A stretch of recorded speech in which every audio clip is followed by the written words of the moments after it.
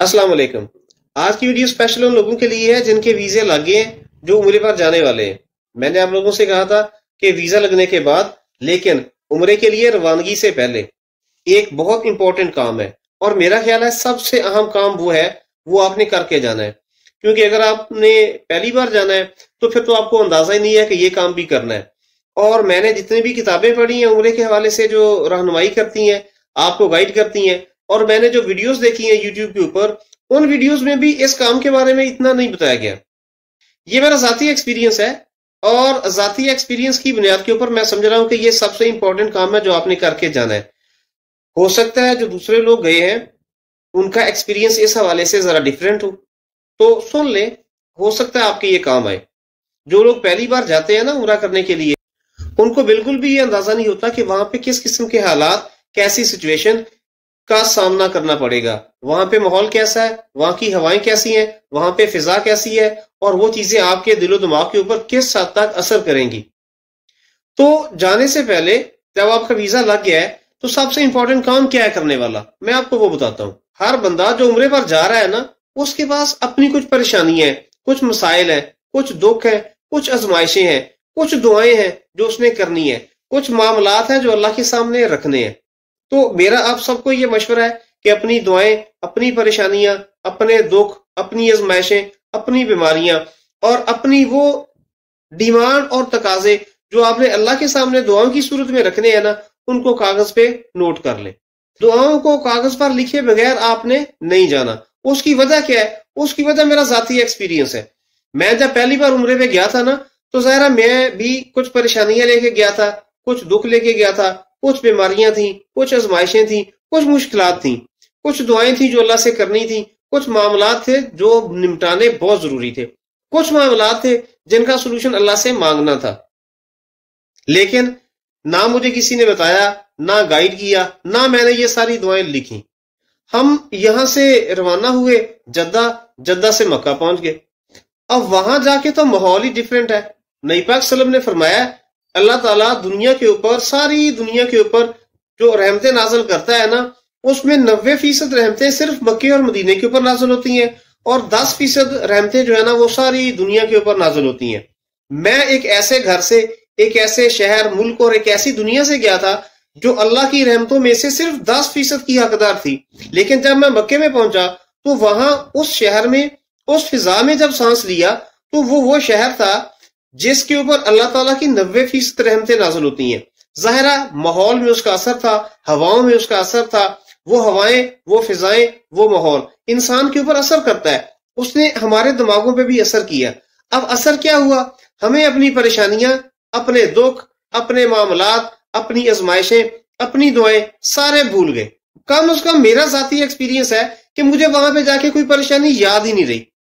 مجھے لگا کہ جو مکے کی فضائیں ہیں، جو مدینے کی فضائیں ہیں، جو یہاں پر ہوائیں ہیں، جو رحمتیں یہاں پہ نظر آتی ہیں، اللہ کے ساتھ 1 to 1 جو کنیکشن انسانوں کا، سارے انسانوں کا جو نظر آتا ہے، شاید ہمیشہ ایسا ہی رہنا ہے۔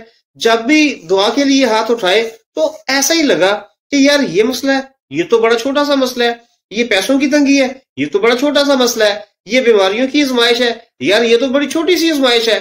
لگا کہ اللہ کا گھر جس گھر میں ہم آ کے بیٹھے ہیں، اور یہاں پر اللہ کے سامنے ہاتھ اٹھا کے دعا مانگنا، اور اس میں اپنی ان چھوٹی چھوٹی پریشانیوں، ان چھوٹی چھوٹی بیماریوں اور ان چھوٹی چھوٹی آزمائشوں کا گلہ شکوہ کرنا اللہ کے سامنے کہ یا اللہ تو نے ہمیں یہ پریشانیوں میں مبتلا کر دیا، یا اللہ تو نے ہمارے اوپر یہ آزمائشیں ڈال دی۔ تو مجھے لگا کہ یار اللہ کے گھر میں آ کے، اللہ کے سامنے ہاتھ اٹھا کے یہ اللہ سے گلے شکوے کرنا مناسب نہیں۔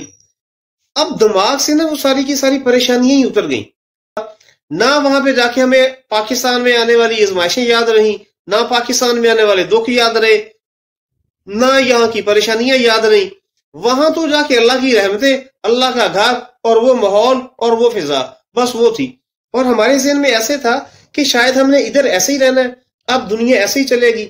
مکے میں جو 1 ہفتہ گزارا، پھر مدینے چلے گئے، مدینے میں 10 دن گزارے، اور بالکل لیٹرلی جب روضہ رسول پہ گئے، ریاض الجنہ میں بیٹھے، جب مسجد نبوی میں گھومے پھرے، دعائیں بھی کی، لیکن وہ دعائیں کچھ اور تھیں جو وہاں پہ مانگتے رہے۔ اور یہ لگا ہمیشہ کہ یار یہ جو پاکستان میں چھوٹی چھوٹی پریشانیاں اور گلے شکوے اور آزمائشیں اور سختیاں اور چھوٹے چھوٹے معاملات لے کے آئے ہیں نا، یہ اللہ کی شان ہی نہیں ہے کہ اللہ کے سامنے یہ رکھیں. ان کو تو برداشت کرنا چاہیے، اللہ کے سامنے تو کچھ بڑے معاملات رکھنے چاہیے. تو وہ جو پریشانی والی دعائیں تھی نا، وہ ہمیں لگی معمولی. ہم نے 21 دن کا پیکج تھا، 21 دن مکے اور مدینے میں گزار لیے. واپسی آنے کے لیے جب جدہ ایئرپورٹ پر پہنچے تو عصر کی نماز جدہ ایئرپورٹ کی مسجد میں ادا کی. اس وقت جدہ ایئرپورٹ کی مسجد میں جب نماز کے بعد دعا کے لیے ہاتھ اٹھائے نا، تو پھر ہمیں اپنی ساری پریشانیاں بھی یاد آ گئیں، ہمیں اپنے سارے دکھ بھی یاد آ گئے، ہمیں اپنے سارے مسئلے مسائل بھی یاد آ گئے، ہمیں وہ ساری آزمائشیں بھی یاد آ گئیں. اور ایک دم سے نا لگا کہ یار ہم کدھر جا رہے ہیں، اور کن فضاؤں، کن ہواؤں، کس ماحول کو چھوڑ کے اب ہم جدہ کھڑے ہیں، اور ابھی جہاز سے بیٹھیں گے اور پاکستان واپس لینڈ کر جائیں گے، اور وہ سارے مسئلے مسائل وہاں ہمیں فیس کرنے پڑیں گے. یہ میں آپ کو اپنا ذاتی ایکسپیرینس بتا رہا ہوں. ہو سکتا ہے مختلف لوگوں کو اس حوالے سے مختلف ایکسپیرینس ہوں، ہر بندے کا اپنا ذوق، اپنا شوق، اپنا ظرف ہوتا ہے.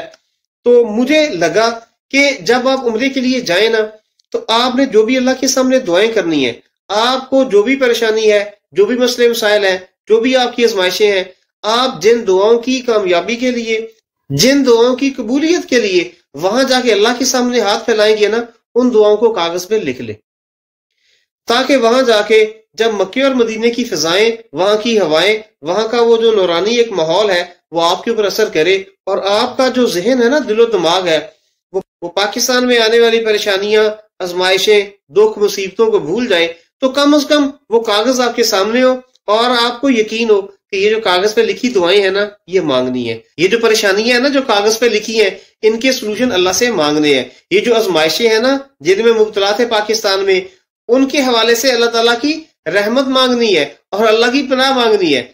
تو میرا یہ ذاتی ایکسپیرینس ہے کہ سب سے امپورٹنٹ کام کر لے جانے سے پہلے اپنی دعائیں ساری کی ساری کاغذ پہ لکھ لیں. آپ جس ملک سے بھی جا رہے ہیں نا عمرہ کرنے کے لیے، آپ کو بالکل یہ کلیئر ہونا چاہیے کہ آپ جن ہواؤں اور فضاؤں سے جا رہے ہیں نا، یہ اللہ تعالیٰ کی ٹوٹل رحمتوں میں سے صرف 10% رحمتوں کی حقدار ہے، اور اس کے اوپر صرف 10% رحمتیں نازل ہوتی ہیں. اور جن فضاؤں میں آپ نے جانا ہے وہاں پہ 90% رحمتیں اللہ کی نازل ہوتی ہیں. تو آپ اپنے آپ کو پریپیئر رکھیں. تو وہاں پہ جا کے آپ کو یہاں کے دکھ، پریشانیاں، مصیبتیں، آزمائشیں بھول جانے ہیں، لیکن کاغذ پہ لکھی ہوئی دعائیں آپ کو یاد رہیں گی. وہ دعائیں آپ نے ضرور مانگنی ہے، کیونکہ وہاں جا کے سب سے امپورٹنٹ کام کرنے والا جو ہے نا، وہ یہ ہے کہ اللہ کے ساتھ 1 to 1 ایک ریلیشن بنائیں، اللہ سے دعائیں مانگیں، اللہ سے گفتگو کریں، اللہ کے سامنے اپنے مسئلے مسائل رکھیں، اللہ کے ساتھ ساری دل کی باتیں کر دیں. وہاں خانہ کعبہ کے سامنے بیٹھ کے اللہ کے گھر پہ نظر ڈال کے.